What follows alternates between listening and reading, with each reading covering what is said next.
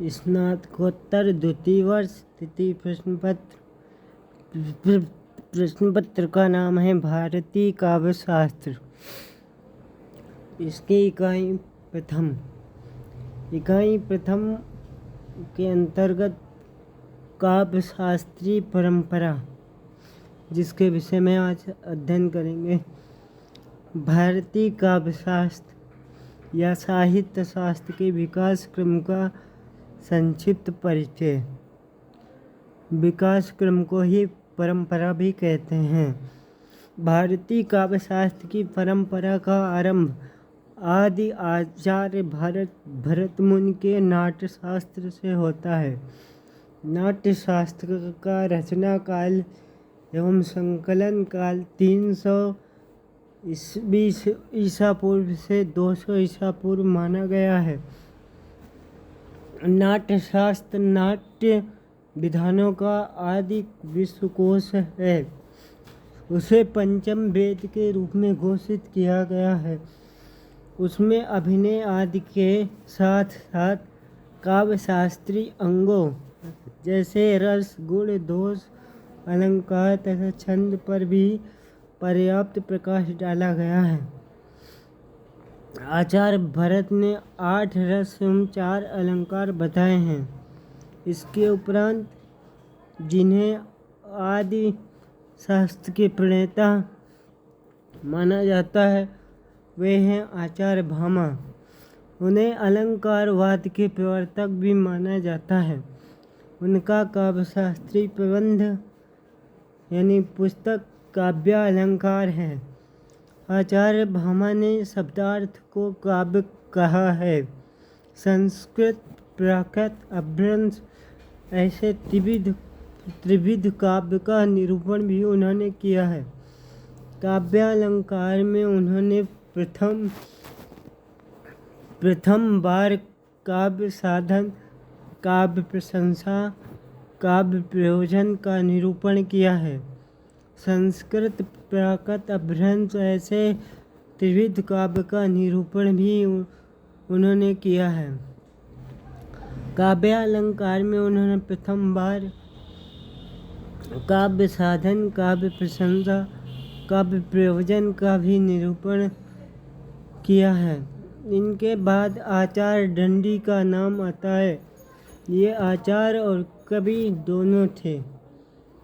आचार्य और कवि दोनों थे। काव्यादर्श उनका काव्य शास्त्रीय प्रबंध है। आचार्य दंडी द्वारा चर्चित अलंकारों की संख्या 38 है। उनमें से 4 शब्दालंकार हैं, शेष अर्थालंकार हैं। वे दोष को काव्य की विफलता का कारण बताते हैं, गुण को काव्य की समृद्धि का कारण बताते हैं। आचार्य दंडी के बाद आचार्य वामन का नाम आता है। वे रीत संप्रदाय के संस्थापक हैं। काव्यालंकार सूत्रवृत्ति उनका सूत्र शैली में लिखा गया काव्य शास्त्रीय प्रबंध है। उन्होंने काव्य के 2 भेद माने हैं, गद्य तथा पद्य। काव्य साधन यानी हेतु 5 माने हैं। वे मुक्तक काव्य को हेय दृष्टि से देखते हैं। अलंकार विवेचन में आचार्य वामन की देन अविस्मरणीय है। उनके द्वारा विवेचित अलंकारों की संख्या 28 है। रीत को उन्होंने काव्य की आत्मा माना और उसके 3 भेद माने हैं। आचार्य वामन के बाद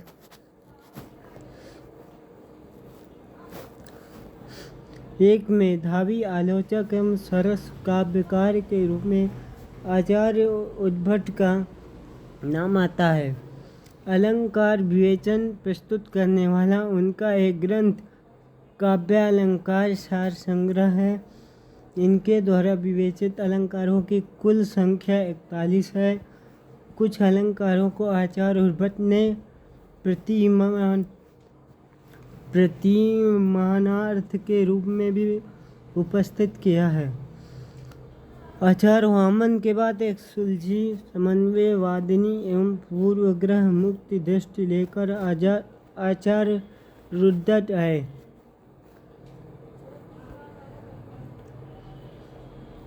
काव्यालंकार उनका प्रौढ़ काव्य शास्त्रीय प्रबंध है।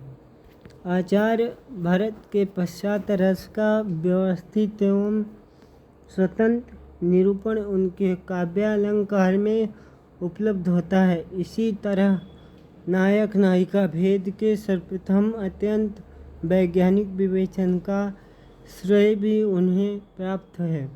उन्होंने काव्य हेतु भी 3 लिखे हैं। इनके बाद आचार्य आनंदवर्धन का नाम आता है। उनका ध्वन्यालोक युगांतकारी काव्य शास्त्रीय प्रबंध है। आचार्य आनंदवर्धन ने ध्वनि के स्वरूप का विश्लेषण किया है। इनके उपरांत आचार्य अभिनवगुप्त इस परंपरा में आते हैं। इनके अभिनव भारती और ध्वन्यालोक लोचन शीर्षक से 2 ग्रंथ हैं। उन्होंने रसास्वाद पर विचार व्यक्त किए हैं।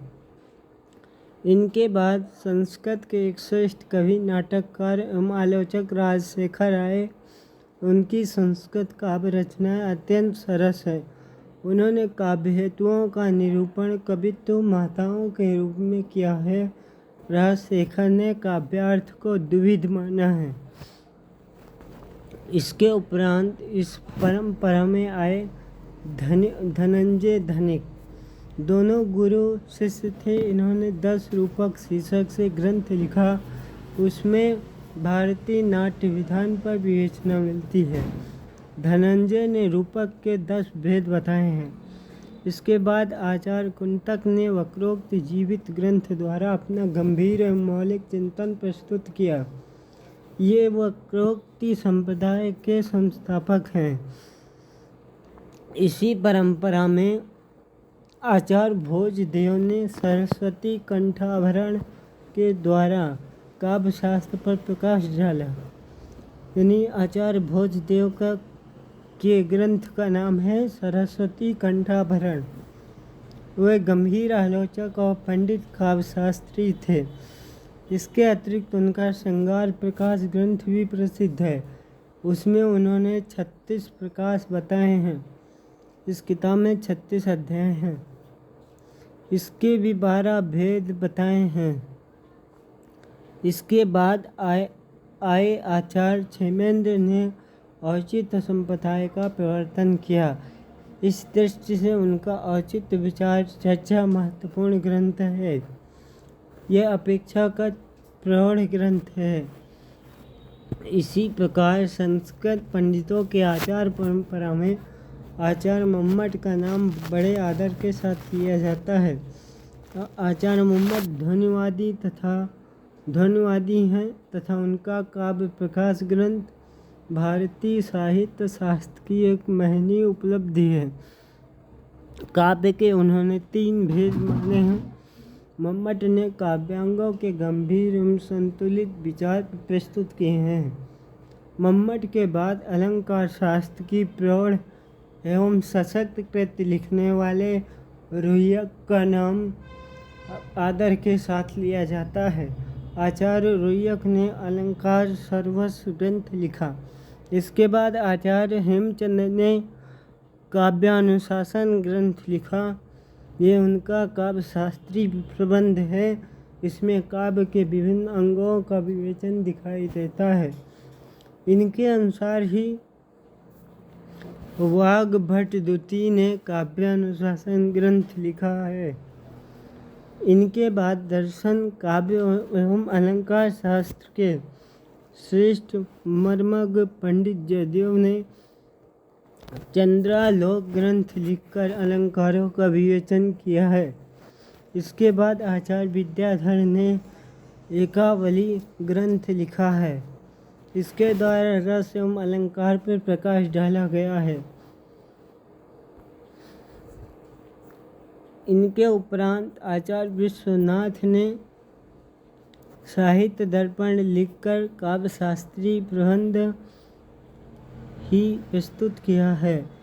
इसी परंपरा में अप्पे दीक्षित ने कुवलयानंद ग्रंथ के द्वारा अलंकार विवेचन किया है।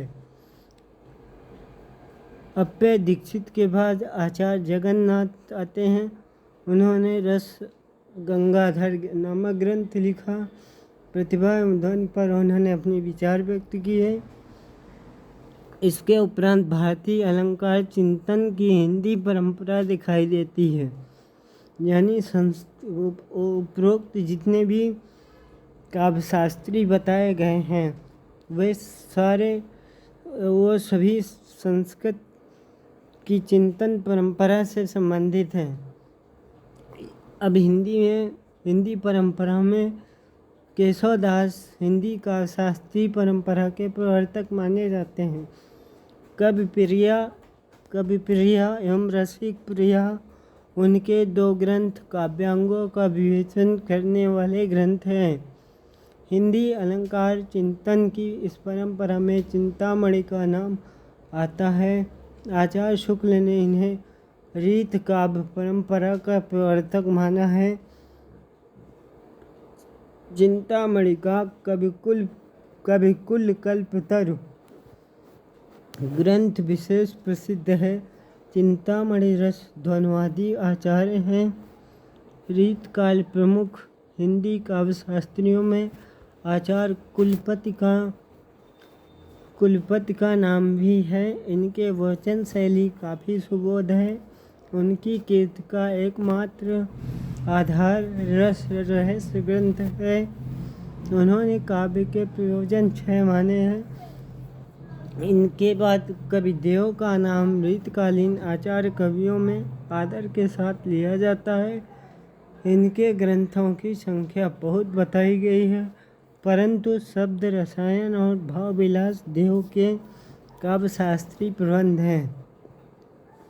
काव्यशास्त्री परंपरा में सोमनाथ नामक आचार्य का भी नाम आता है।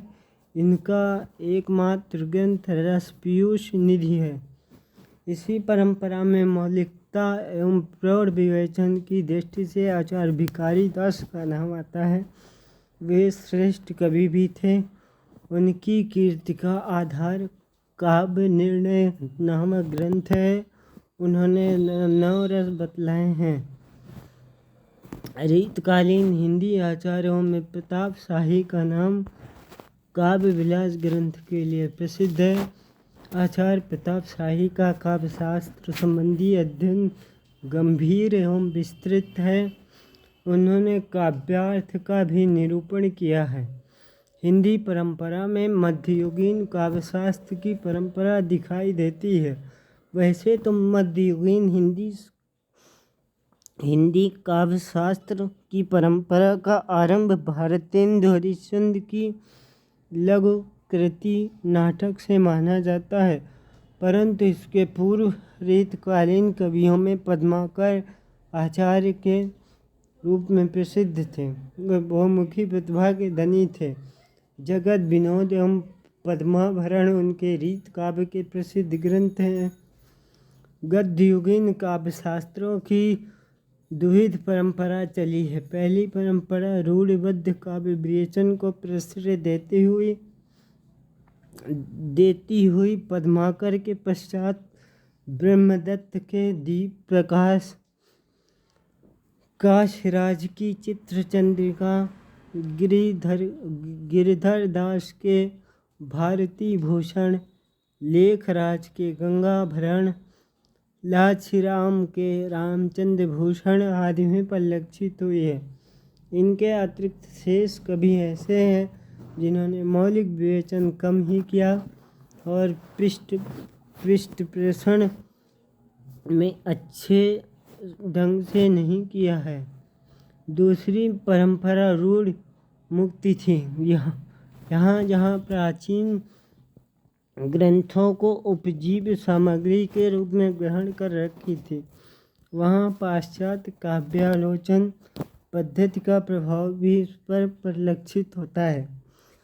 पाश्चात्य समालोचना साहित्य के सार को यह व्याख्यात्मक स्थिति पर स्तर पर हिंदी पाठकों के सम्मुख रखने लगी और इससे विकसित नवीन दृष्टि से भारतीय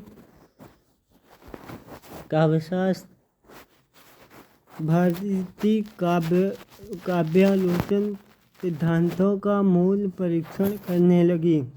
परिणाम स्वरूप जहाँ मौलिक विवेचन सामने आया, वहाँ विध्वंसवादी स्वरों की प्रधानता हो गई। विध्वंसवादी स्वर भावी विकास के सूचक थे। भारतेंदु हरिश्चंद्र, आचार्य महावीर प्रसाद द्विवेदी, आचार्य रामचंद्र शुक्ल, डॉक्टर श्याम सुंदर दास, आचार्य हजारी प्रसाद द्विवेदी आदि की कृतियाँ समालोचनात्मक रही हैं। आगे चलकर डॉक्टर नगेंद्र, जयशंकर प्रसाद, सुमित्रानंद पंत, निराला महादेवी आदि ने साहित्य के विविध वादों पर अपने विचार स्पष्ट किए हैं। वर्तमान हिंदी में काव्य शास्त्र के नाम पर जो कुछ भी लिखा जा रहा है, वह या तो निर्जीव भाव से लिखा जा रहा किया गया पूर्व परंपरा का पृष्ठपोषण है, या पाश्चात्य सिद्धांतों के स्वरूप विश्लेषण का एकांतिक प्रयास अथवा हिंदी साहित्य से संबद्ध काव्यशास्त्रीय समस्याओं का स्वर चिंतन मनन है। इसलिए हिंदी का अपना कोई साहित्य शास्त्र वर्तमान में नहीं है। समाप्त।